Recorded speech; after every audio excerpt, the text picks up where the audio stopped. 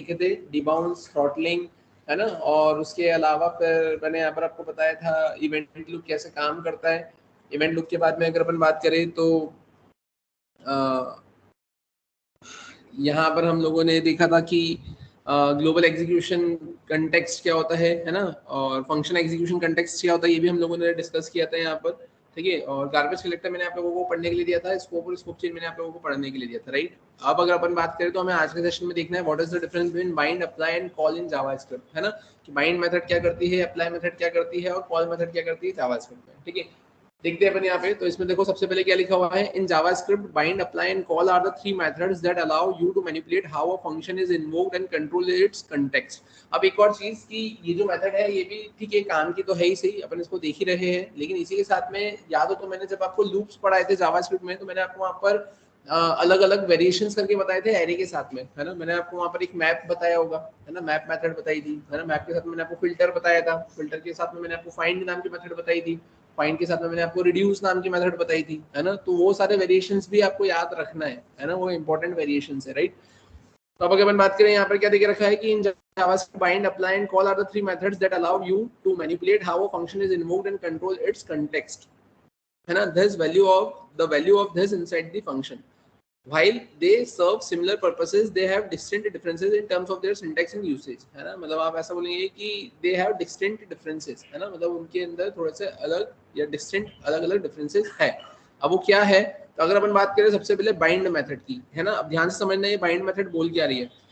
The bind method creates a new function with a specified this value and any provided argument. It does not immediately invoke the function but returns a new function that can be called later. थोड़ा सा definition को ध्यान से पढ़ना, है ना, ध्यान से समझना क्या बोला है इन्होंने। The bind method creates a new function with a specified this value, है ना, स्पेसिफाइड दिस वैल्यू, है ना, के साथ में वो क्या क्रिएट करता है यहाँ पर, एक न्यू फंक्शन को क्रिएट करने का काम करता है, राइट।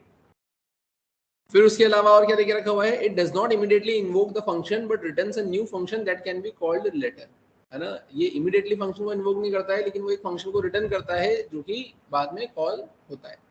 क्या और कैसे वो देखते हैं अपन यहाँ पे। तो आप देखो यहाँ पर ये क्या देके रखा है सिंटेक्स में, कॉन्स्ट यहाँ पे देके रखा है new fun original function dot bind this value argument 1 argument 2 dash dash dash, है ना। मतलब यहाँ पर आप क्या बोलोगे, ओरिजिनल फंक्शन डॉट बाइंड, मतलब ओरिजिनल फंक्शन के साथ में आपने बाइंड नाम की मेथड का यूज किया है, दिस वैल्यू उसने डिफाइन करके रखी हुई है, और उसके बाद में आर्गुमेंट 1 आर्गुमेंट 2 ऐसे n नंबर तक आर्गुमेंट्स जा सकते हैं। अब क्या और कैसे उसके सिंटेक्स में है, तो अब वो देखो आप यहाँ पे, इसमें देखो यहाँ पर देख रखा है कॉन्स्ट ग्रीट पर्सन, अब यहाँ पे क्या लिखा है ग्रीट डॉट बाइंड, और फिर यहाँ पे क्या लिखा हुआ है पर्सन, और पर्सन के बाद में यहाँ पे क्या लिखा हुआ है, तो पर्सन के साथ में यहाँ पे लिखा हुआ है जॉन, ठीक है। अब इससे क्या हो रहा है, तो अब इससे सिंपली ये हो रहा है कि यहाँ पर, है ना, आपने क्या लिख के रखा हुआ है, आपने यहाँ पे ये ग्रीट पर्सन लिखा हुआ है, ग्रीट डॉट बाइंड पर्सन, और ये जॉन लिखा है। अब ये जो पर्सन दे के रखा हुआ है, तो ये कॉन्स पर्सन, और उसके अंदर यहाँ पर टाइटल के अंदर ये मिस्टर लिखा हुआ है, ठीक है। और ये जो जॉन दे के रखा हुआ है, ये जॉन क्या होगा, आपका आर्ग्यूमेंट होगा, ठीक है।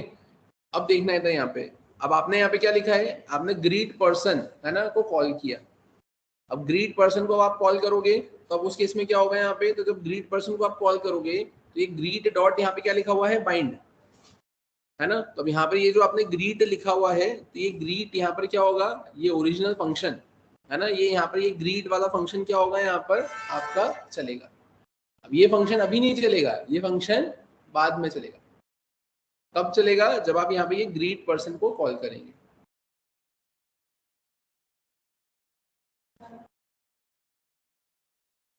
ठीक है। तो समझ में आया। यहाँ पर आपने क्या बोला है, देखो the bind methods create a new function, bind method एक नया फंक्शन क्रिएट करेगी, ठीक है, with the specified this value and the provided argument. मतलब क्या, एक दिस वैल्यू और प्रोवाइडेड आर्गुमेंट से जो बाइंड मेथड होगी वो क्या करेगी, एक नया फंक्शन क्रिएट करेगी। तो आप देखो ना यहाँ पर ये जो बाइंड नाम की मेथड है, इस बाइंड नाम की मेथड ने एक ये नया फंक्शन यहाँ पर क्रिएट किया है with this value and provided argument, ठीक है। और अब अगर अपन बात करें उसके अलावा, it does not immediately invoke the function but returns a new function that can be called later. ये इमीडिएटली फंक्शन को इन्वोक नहीं करेगा, है ना। ये जो ये देके रखा हुआ है ये ओरिजिनल फंक्शन, ये ग्रीट, ये इमीडिएटली फंक्शन को कॉल नहीं करेगा, मतलब ये ग्रीट यहाँ पर इमीडिएटली कॉल नहीं हो रहा है, ये ग्रीट यहाँ पर इमीडिएटली कॉल नहीं हो रहा है ना। लेकिन ये क्या करेगा, एक फंक्शन को रिटर्न कर देगा जो कि बाद में कॉल होगा। तो जो यहाँ पर ओरिजिनल फंक्शन है उसके अंदर जो डेटा है, तो वो आप यहाँ पे जब फंक्शन रिटर्न कर दोगे तो वो रिटर्न फंक्शन के हेल्प से उसके अंदर आप यहाँ पे क्या करवाओगे, टास्क को परफॉर्म करवाओगे। तो समझ में आया क्या?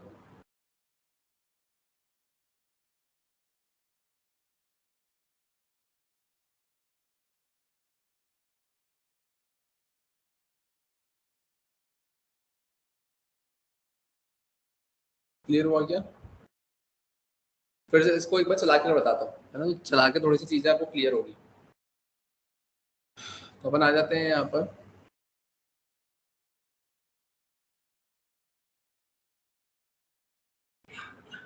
अपन यहाँ पर आए, मैंने यहाँ पे क्या किया, मैंने लिखा example1.html, राइट। अब यहाँ आने के बाद अपन करेंगे क्या, तो मैंने सिंपली लिखा है यहाँ पर program showing the concept of, है ना, program showing the concept of methods in JavaScript। ठीक है, अपन यहाँ पर आ गए। अब यहाँ आने के बाद में अपन अब करेंगे क्या, है ना। तो अब ध्यान से देखना, अगर अपन बात करें अब यहाँ पे करना क्या है, तो मैंने सिंपली लिखा है स्क्रिप्ट। अब स्क्रिप्ट के अंदर आकर आप क्या करोगे यहाँ पर, तो स्क्रिप्ट के अंदर आने के बाद में, है ना, अगर अपन यहाँ पर आए, अब यहाँ पर आने के बाद में मैं करूँगा क्या, तो जैसा कि अभी आपने देखा कि आपको यहाँ पर एक फंक्शन बनाना है, तो आपने यहाँ पर क्या करा है, एक फंक्शन बनाया। ठीक है, फंक्शन का नाम वहाँ पर क्या देके रखा हुआ था, आपको ग्रीट देके रखा हुआ था, राइट। मैंने यहाँ पे क्या कर दिया, मैंने एक ग्रीट नाम से एक फंक्शन बना दिया, कोई दिक्कत। अब ये क्या कंसिडर होगा आपका ओरिजिनल फंक्शन, तो मैंने यहाँ पे मेंशन कर दिया ओरिजिनल फंक्शन। ठीक है, ये भी समझ में आ गया आपको। अब ये ओरिजिनल फंक्शन है, ठीक है। अब जैसा कि मैंने आपको बोला कि अब यहाँ पे ओरिजिनल फंक्शन से क्या होगा, तो अब ये जो ओरिजिनल फंक्शन है ना, इससे अब आप क्या करोगे, एक बाइंड नाम की मेथड को कॉल करोगे। अभी जो बाइंड नाम की मेथड को कॉल करोगे, तो ये बाइंड नाम की मेथड आपके पास में दो या दो से ज्यादा, है ना, आर्ग्यूमेंट लेगी। अब दो या दो से ज्यादा में क्या होगा, तो दो क्यों बोला गया है, दो इसलिए बोला गया क्योंकि पहले में तो आएगी वो दिस वैल्यू, और दूसरे में क्या आएगा आपके आर्ग्यूमेंट। अगर होंगे आर्ग्यूमेंट तो आएंगे, नहीं होंगे तो नहीं आएंगे। तो अब मैंने बोला कि अब यहाँ पर क्या और कैसे, तो अपन एक काम करते हैं, जैसे यहाँ पर मैंने लिखा था कॉन्स्ट, कॉन्स्ट में वहां पर लिखा हुआ था क्या, पर्सन आई थिंक, और पर्सन के बाद में अगर अपन बात करें तो यहाँ पर क्या लिखा हुआ था, टाइटल, और टाइटल में क्या लिखा हुआ है यहाँ पर, तो टाइटल में लिखा हुआ था मिस्टर, राइट। अब इससे क्या हुआ, तो अब इससे यहाँ पर जो आपने कॉन्स्ट में पर्सन लिख के रखा हुआ है, तो ये एक ऑब्जेक्ट है, और ऑब्जेक्ट के अंदर की चीजों को अगर आपको एक्सेस करना है तो आपको तो दिस से लगाना पड़ता है। दिस वैल्यू मतलब क्या, दिस वैल्यू मतलब ऑब्जेक्ट के अंदर की चीजों को अगर आपको एक्सेस करना है तो दिस मतलब एक ऑब्जेक्ट ही बोल दो, है ना, दिस रिप्रेजेंट्स करंट ऑब्जेक्ट। तो अब यहाँ पर आपको क्या करना है, तो यहाँ पर आपने क्या लिख दिया है, पर्सन। तो ये पर्सन क्या है, यहाँ पर एक ऑब्जेक्ट है। अब ऑब्जेक्ट है तो अब इसके अंदर की चीजों को एक्सेस करना है, तो आपको यहाँ पर दिस लगाकर इसकी चीजों को एक्सेस करना रहेगा। और अब इसके बाद में आपने क्या लिख दिया यहाँ पर, तो आपने आर्ग्यूमेंट दे दिया, तो आपने यहाँ पे क्या लिख दिया, आपने लिख दिया एंड्रयू, और आपने यहाँ पे क्या कर दिया, आपने यहाँ पर एक बार लिख दिया एंडरसन। अब इससे क्या होगा, इससे ये होगा कि अब ये एक फंक्शन को रिटर्न करेगा। अब यहाँ पर ऐसा लिखने पर ये अभी कॉल नहीं होगा, है ना। अब आप देखिए, अगर यहाँ पर अगर आप ऐसा लिखते हैं, है ना, कि अगर मैंने यहाँ पर ऐसा लिख दिया क्या, कि यहाँ पर मैंने लिख दिया है पर्सन, या मैंने लिख दिया यहाँ पर नेम, ठीक है। अब यहाँ पर मैंने नेम लिखा, अब नेम की केस में यहाँ पर होगा क्या, तो अपन यहाँ पे लिखेंगे कंसोल, है ना। तो मैंने लिखा यहाँ पे कंसोल डॉट, मैंने यहाँ पे कितना लिखा, लॉग, है ना। अब नेम के साथ में आपको क्या करना पड़ेगा, तो आप एक काम करो, अब आपने तो दो आर्ग्यूमेंट पास किए ना, तो आप लिखोगे यहाँ पर फर्स्ट नेम, और आप यहाँ पे क्या लिखोगे, लास्ट नेम। तो आप यहाँ पर आए, यहाँ आने के बाद में आप क्या करोगे, तो आपने यहाँ पे लिखा हेलो, और हेलो के बाद में आप क्या जाएगा यहाँ पर, तो हेलो के बाद में आपने यहाँ पे क्या करा, आपने यहाँ पे ये बैक टेक्स्ट लगा दिया, है ना, तो लिटरल स्ट्रिंग, ठीक है। और यहाँ आकर आपने क्या करा, डॉलर, यहाँ पर आकर आपने क्या कर दिया है, तो अब यहाँ पर आप लिख लेंगे दिस डॉट, और आप यहाँ पे क्या लिख लेंगे, टाइटल, है ना। यहाँ पे पर्सन बोले तो ये ऑब्जेक्ट है, तो वो ऑब्जेक्ट के अंदर मतलब यहाँ पे मेरे को दिस को एक्सेस करना है, तो मैं क्या करूंगा कि जो भी यहाँ पर करंट ऑब्जेक्ट आया है तो उस ऑब्जेक्ट से उसके अंदर का टाइटल, ठीक है। और उसके बाद में आप क्या करोगे, तो हेलो, है ना, और यहाँ पर आप क्या कर दोगे डॉलर, और आपने यहाँ पे क्या लिख दिया है फर्स्ट नेम, और आप यहाँ पे क्या कर दोगे डॉलर, और आप यहाँ पे क्या लिख दोगे लास्ट नेम। आपने ऐसा लिख दिया, आपने उसको सेव किया, सेव करने के बाद आपने कंट्रोल प्लस F5 को प्रेस किया, ठीक है। आपने यहाँ पर आकर इसको रन किया, अपन ब्राउजर स्क्रीन पर तो आ गए, अपन अब कंसोल पर चलते हैं। मैंने राइट क्लिक किया, मैं इंस्पेक्ट पर आया, इंस्पेक्ट पर आने के बाद में आप देखेंगे कंसोल पर अपन आए, लेकिन कंसोल पे तो कुछ मेरे को दिख ही नहीं रहा है। अब कंसोल पे दिख नहीं रहे, अब ऐसा क्यों, तो अब उसके लिए अपन एक काम करते हैं, अपन फिर से आते हैं यहाँ पर अपने कोड पे, और अब यहाँ आने के बाद में मैं क्या करूँगा, तो मैंने इसको यहाँ पर किसके अंदर रख लिया, वेर, वेर के अंदर मैंने क्या करा यहाँ पे, तो मैंने लिख लिया यहाँ पर मायफन। और अब अगर अपन बात करें अब क्या, तो मैंने यहाँ पे क्या कर दिया है, मैंने लिख दिया यहाँ पर मायफन, इसको सेव किया, अपन यहाँ पर आए, मैंने इसको रिफ्रेश किया, अब तो कोई आ गया ना। तो कहने का मतलब क्या है यहाँ पे, तो जो बाइंड नाम की मेथड है वो क्या करेगी यहाँ पे, तो वो यहाँ पर सिंपली आपके आर्ग्यूमेंट में, है ना, एक तो दिस वैल्यू और आर्ग्यूमेंट्स को पास करेगी, ठीक है। और उसके रिस्पेक्ट में ये क्या कर देती है, ये मेथड एक फंक्शन को रिटर्न कर देती है, जो कि इमीडिएटली इन्वोक नहीं होता है, बट लेटर ऑन, बाद में जब आपको लगता है तब वो कॉल होता है। क्लियर है यहाँ तक?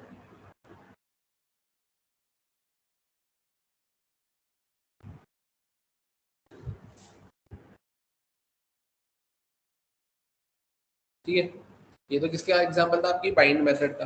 फिर अगर अपन बात करें अब इसके अलावा, तो बाइंड मेथड के बाद में फिर क्या आता है आपके पास में, तो नेक्स्ट आती है आपके पास में अप्लाई मेथड, है ना। अब अप्लाई मेथड के केस में यहाँ पर होगा क्या, तो अप्लाई मेथड में मुझे लगता है शायद तक सिर्फ इतना डिफरेंस होगा कि अगर, है ना, उस केस में आपके पास में दिस वैल्यू अगर नहीं होगी तो वहाँ पे नल लिखा हुआ आ जाएगा। तो अपन देखते हैं यहाँ पर, the apply method allows you to call a function with a specified this value and an array or array like object of arguments, it immediately invokes the function. और ये क्या कर लेता है, इमीडिएटली फंक्शन को इन्वोक कर लेता है।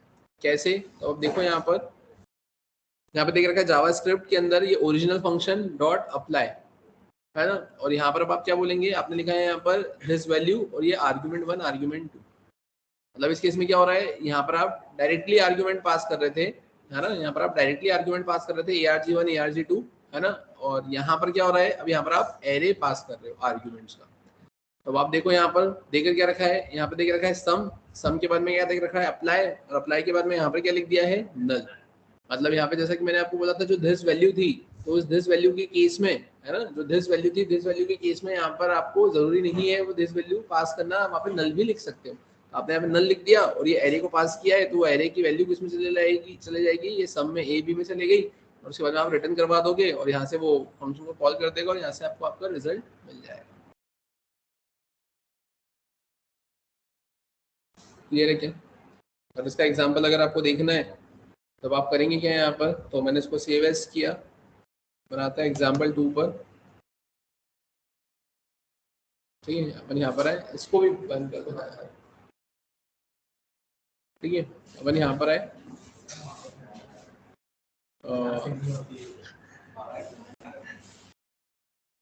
ठीक है, अपन यहाँ पर आए, और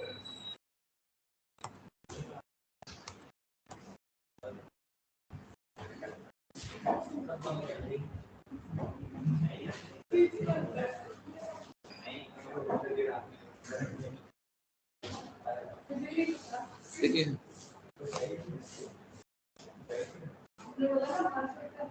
ठीक है, देखते हैं अपन यहाँ पर। तो अपन अब करेंगे कि यहाँ पे, है ना, ध्यान से देखना इधर, तो यहाँ पर अपन आए, अब यहाँ आने के बाद में अपन करेंगे क्या, तो सेम आप नाम तो कुछ भी दे सकते हो फंक्शन का, मैंने यहाँ पे क्या लिख लिया है माय फन, ठीक है। माय फन के बाद में अपन क्या करेंगे, तो माय फन से मैंने यहाँ पे कॉल किया है किसको, कॉल नाम के मेथड को, नहीं अप्लाई, ठीक है। अब अप्लाई के अंदर अगर अपन बात करें, तो अप्लाई नाम के मेथड के अंदर भी क्या आता है, वही आपके पास में दिस वैल्यू आती है, अगर है तो आप देंगे, नहीं है तो आप क्या दे देंगे वहाँ पर नल।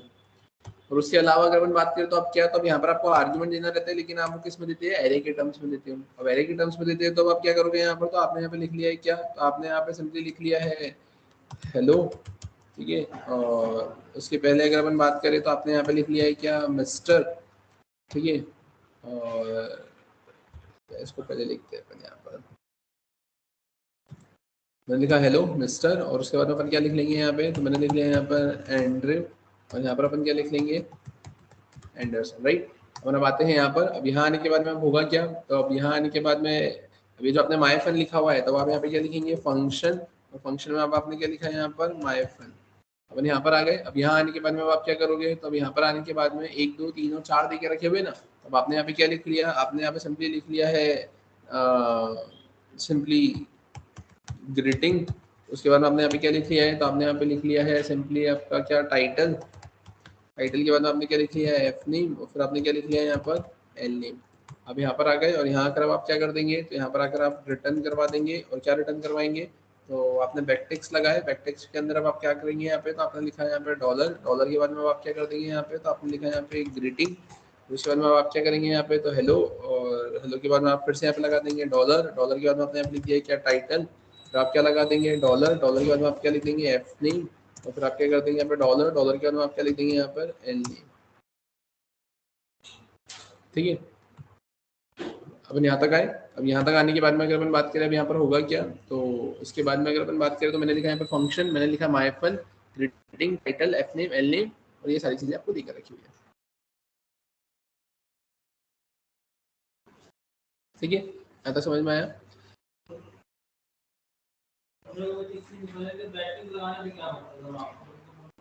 बैकटेक्स आप इसलिए लगाते हो कि यहाँ पर आपको स्ट्रिंग को कॉन्केट करने की जरूरत नहीं पड़ती है।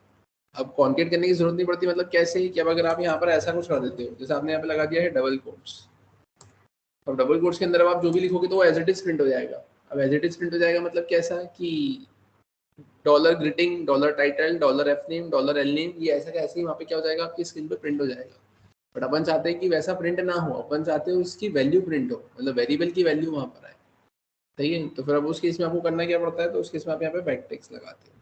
अदरवाइज वो करना क्या पड़ेगा, अगर आपको ये भी लगाना है तो कोई दिक्कत नहीं है, बट उस केस में फिर आपको ऐसा करना पड़ेगा कि आप उसको प्लस प्लस करके डिफरेंशिएट करना पड़ेगा। हाँ, मतलब ऐसा कि फिर ये डॉलर हटाना पड़ेगा, फिर आपको वहाँ पर ऐसा लिखना पड़ेगा, ये जैसे ग्रीटिंग लिखा, ग्रीटिंग के बाद में आपको लिखना पड़ेगा प्लस प्लस, सॉरी आप यहाँ पे लिखोगे क्या, प्लस प्लस, फिर यहाँ पर ये ऐसा, फिर यहाँ पर स्पेस, तो उसके बाद में आप यहाँ पर आए, यहाँ पर आने के बाद में फिर से आप लिखेंगे प्लस प्लस, फिर यहाँ पर ये ऐसा और ये ऐसा, ये ऐसा कुछ आपको लिखना पड़ेगा।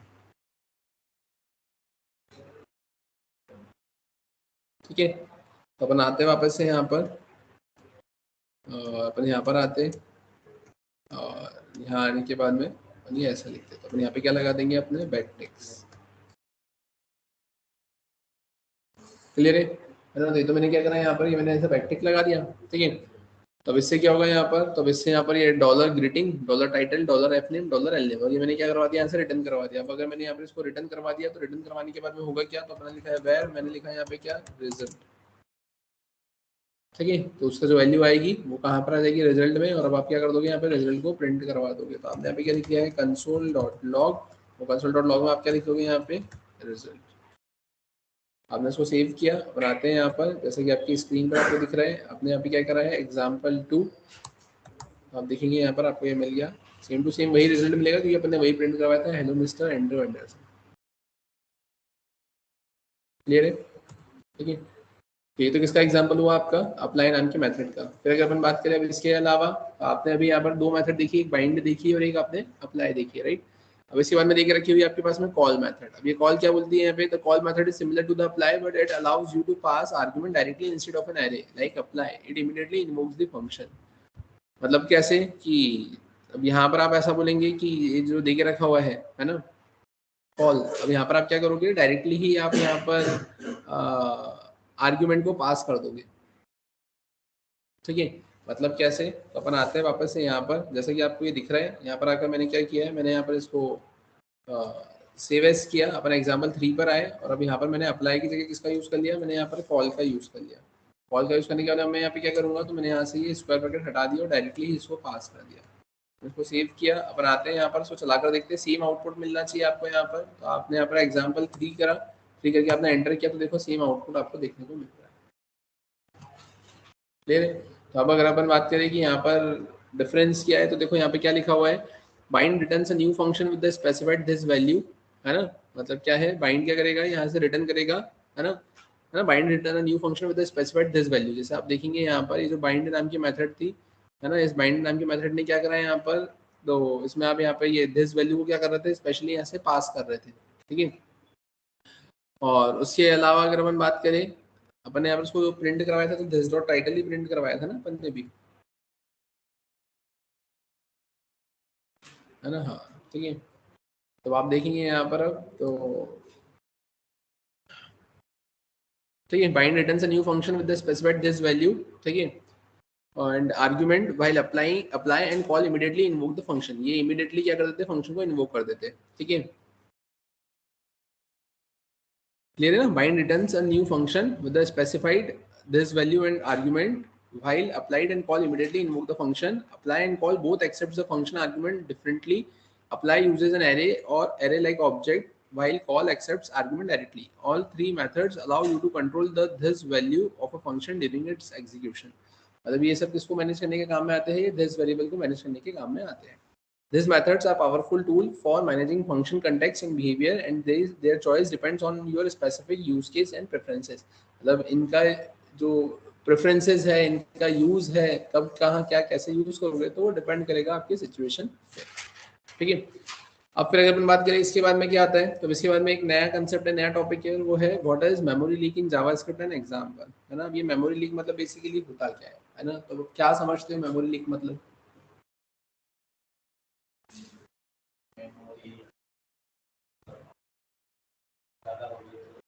मेमोरी लीक मतलब आप जैसे अपन ऐसा बोलते हैं ना कि अब मेमोरी लीक मतलब आपको ये सुन के ऐसा माइंड में आ रहा होगा कि जैसे गैस लीक होती है ना, कि आपका डेटा वहां से क्या हो रहा है, लीक हो रहा है, मतलब डेटा कम हो रहा है ना। जनरली ये माइंड में आता है कि मेमोरी लीक मतलब मेमोरी कम हो रही होगी, रिड्यूस हो रही होगी, है ना। गैस लीक हो रही है ना, तो गैस कम होते जा रही है, उसकी क्वांटिटी कम होते जा रही है। तो सिमिलरली मेमोरी लीक मतलब ये कि यहाँ पर ऐसा कोई मेमोरी कम मतलब ऐसे गिरती नहीं जा रही है, कहीं से निकलती नहीं जा रही है, बस ये है कि आपको यूज करने के लिए उसकी स्टोरेज, उसकी स्पेस, उसकी मेमोरी कम मिलने वाली है। मतलब यूज करने के लिए मेमोरी कम होते जा रही है। मेमोरी लीक का मतलब यहाँ पर ये है, कहने का मतलब सिंपल से ये है कि आपका जो वहां पर स्टोरेज होगा, तो वहां पर ऐसा कोई होल नहीं होगा कि जहां से वो मेमोरी लीक हो रही है, कम होते जा रही है, गिरते जा रही है। जो स्टोरेज होगा वहां पर अननेसेसरली अनयूज्ड डी रेफरेंस चीजें वहां पर जाके सेट होते जा रही है, जमा होते जा रही है ना, जो कि काम की नहीं है, जो आपने टाइमली रिमूव नहीं करी है, तो वहां जाके वो सिर्फ जमा होते जा रही है, और जमा होने की वजह से जो यूटिलाइजेशन के लिए आपकी मेमोरी है उसका स्पेस जो है वो कम होते जा रहा है, तो वो कहलाता है यहाँ पर एग्जैक्टली मेमोरी लीक। क्लियर है क्या। मेमोरी लीक मतलब क्या, तो मेमोरी लीक मतलब सिंपली कि जो स्टोरेज है उसके अंदर से जो डी रेफरेंस्ड ऑब्जेक्ट्स बोल दो, या अननेसेसरीली वेरिएबल्स या फंक्शंस, या जिनका कोई अब यूटिलाइजेशन नहीं है ना, कि आपने फॉर एग्जांपल ऐसा बोला कि आपने कोई फंक्शन बनाया है ना, या आपने सिंपली यहाँ पर किसी फंक्शन की कॉलिंग करी है, कॉलिंग करने के बाद में आपने टास्क परफॉर्म किया, फिर आपने उस फंक्शन को हटा दिया, लेकिन उसके ऊपर कोई इवेंट वगैरह, या आपने कोई एलिमेंट लगाया, एलिमेंट के ऊपर इवेंट लगाया, उसके ऊपर आपने एलिमेंट हटा दिया लेकिन इवेंट नहीं हटाया, है ना, तो वो लगा हुआ ही है। तो वो सारी चीजें क्या करेंगे, यहाँ पे मेमोरी को अननेसेसरली वेस्ट करेगी, ब्लॉक करके रखेगी। तो आप देखें यहाँ पर देकर क्या रखा हुआ है, तब यहाँ लिखा हुआ है memory leak in JavaScript occurs when a program unintentionally retain references to objects in a memory. मतलब जो प्रोग्राम है वो अनइंटेंशनली, बिना इंटेंशन के रिटेन मतलब रख के रखता है रेफरेंसेस किसके, आपके ऑब्जेक्ट के, किसके अंदर, मेमोरी में, that are no longer needed, है ना, जिनकी जरूरत नहीं है उनके ऑब्जेक्ट्स के रेफरेंसेस को भी क्या करके रखता है, वो रख के रखता है, preventing the JavaScript engines garbage collector from reclaiming that memory. और वो क्या करता है, रोकता है जावास्क्रिप्ट के इंजन को, है ना, जावास्क्रिप्ट के garbage, JavaScript engines garbage collector, JavaScript का जो इंजन है उसका जो गार्बेज कलेक्टर है ना, उसको रोकता है कि वो मेमोरी को रिक्लेम कर सके, रीयूज कर सके। Over time this memory leaks can lead to increase memory consumption. Simple सी बात है कि अगर इनको हटाओगे नहीं तो ये मेमोरी कंजम्पशन ज्यादा करेंगे, and degrade the performance of your application, और आपके एप्लीकेशन की परफॉर्मेंस को डिग्रेड करने का काम करेंगे। Here is a simple example of a memory leak in JavaScript. अब यहाँ पर ये तो सिर्फ आपको ऐसे देखने के लिए रहेगा कि अब जैसे आपने लिखा let element equals to document dot get element by ID, और आपने लिखा है माय एलिमेंट, है ना, मतलब अपन ने क्या कर लिया यहाँ पर, एक एलिमेंट को गेट किया। अब आपने यहाँ पर क्या बना के रखा हुआ है, फंक्शन हैंडल क्लिक, और इसके अंदर आपने कुछ कोड लिख के रखे हुए। अब आपने यहाँ पे क्या करा है, element dot add event listener. याद हो तो ये वाला एग्जांपल मैंने आपको कब बताया था, जब अपन ने इवेंट्स देखा था, इवेंट्स पढ़े थे ना अपन ने, क्या होते हैं इवेंट्स, पर्टिकुलर टास्क परफॉर्म करते हैं, मतलब इवेंट मतलब आप ऐसा बोलेंगे every action which can change the state of an object, वो सारी एक्शन जो कि चेंज कर दे क्या स्टेट किसका, आपके ऑब्जेक्ट का, उसको अपन क्या बोलते हैं यहाँ पर, इवेंट्स बोलते हैं, है ना। Every action which can change the state of an object is known as event.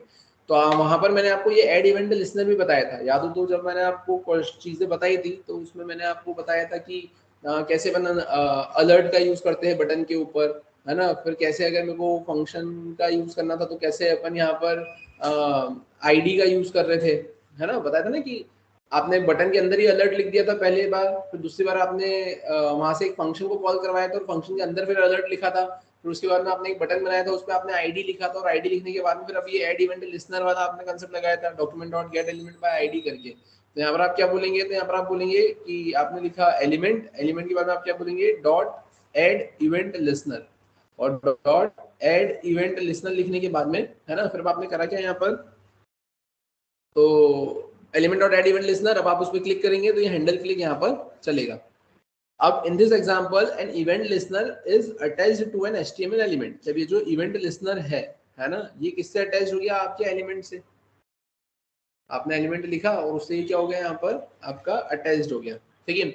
However, if you repeatedly remove the element from the DOM without also removing the event listener, है ना, मतलब if you repeatedly remove the elements from the DOM, अब आप यहाँ पे DOM में से क्या एलिमेंट को हटा रहे हो, विदाउट ऑल्सो, है ना, रिमूविंग द एलिमेंट लिसनर, मतलब एलिमेंट इवेंट लिसनर, है ना, मतलब बिना इवेंट लिसनर को हटाए आपने डोम में से एलिमेंट को हटा दिया,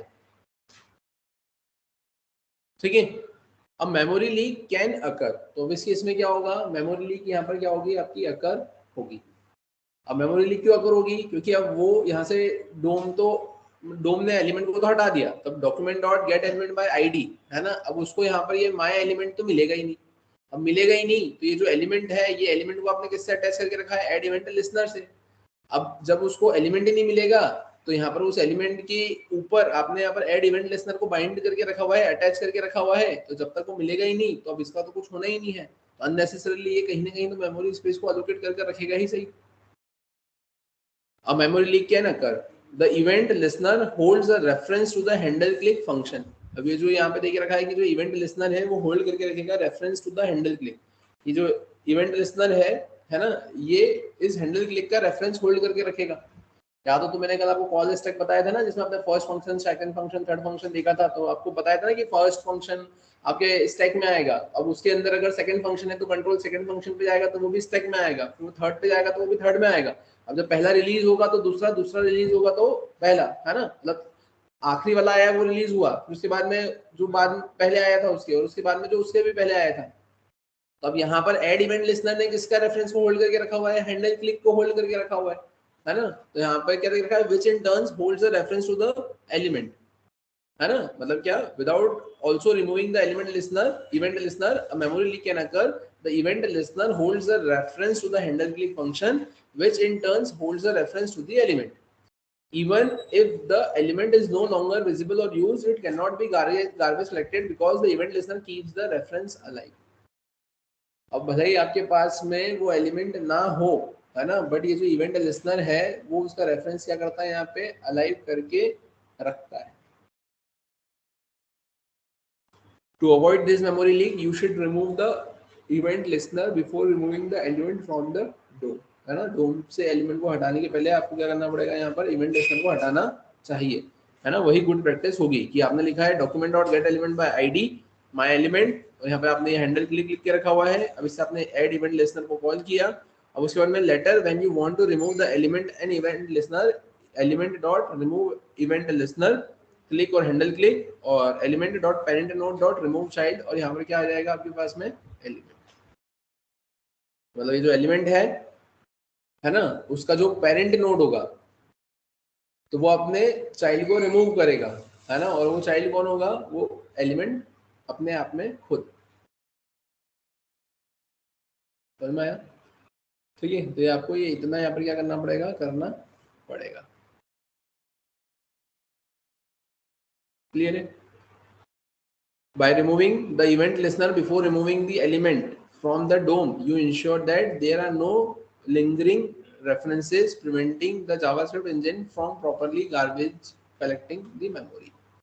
Memory leaks can also occur in more complex scenarios, such as when closures है ना capture references to variable that are no longer needed or when global variables are not properly cleaned up. मतलब ये क्या देख रखा है, memory leaks can also occurs in more complex scenario such as when closures पढ़ा था ना आप लोगों ने, क्या होता है क्लोजर्स, मतलब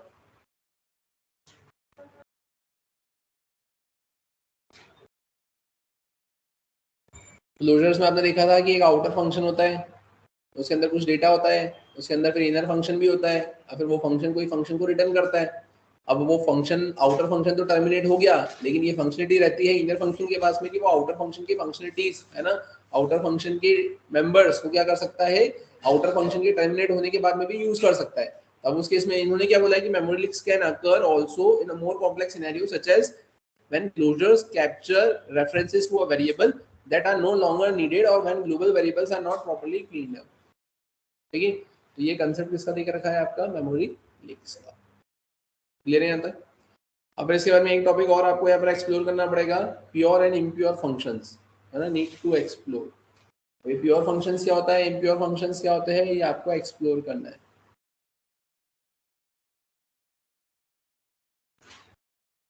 क्लियर है यहाँ तक? फिर अगर अपन बात करें इसके बाद में, तो इसके बाद में देख रखा हुआ है यहाँ पर एक नया कंसेप्ट है, ये जनरेटर फंक्शन, है ना, थोड़ा सा बड़ा है। ठीक है, तो देखते फिर ये अपन नेक्स्ट क्लास में ही कंटिन्यू करते हैं। ठीक है, तो नेक्स्ट क्लास में अपन क्या क्या देखेंगे, यहाँ पर ये जनरेटर फंक्शन देखेंगे, इवेंट डेलीगेशन देखेंगे। ठीक है, और बाकी तो जो आपके होमवर्क के क्वेश्चन थे वो होमवर्क के चले जाएंगे और इसी के साथ में खत्म हो जाएगा। ठीक है, 2 टॉपिक और है, बाकी 2-3 टॉपिक आपके होमवर्क के लिए रहेंगे, है ना, और फिर उसके बाद में नेक्स्ट टॉपिक देखेंगे क्या। ठीक है, यहाँ तक सभी को समझ में आया? ठीक है, तो इसके आगे का कंटिन्यू करते हैं फिर अपन नेक्स्ट क्लास में।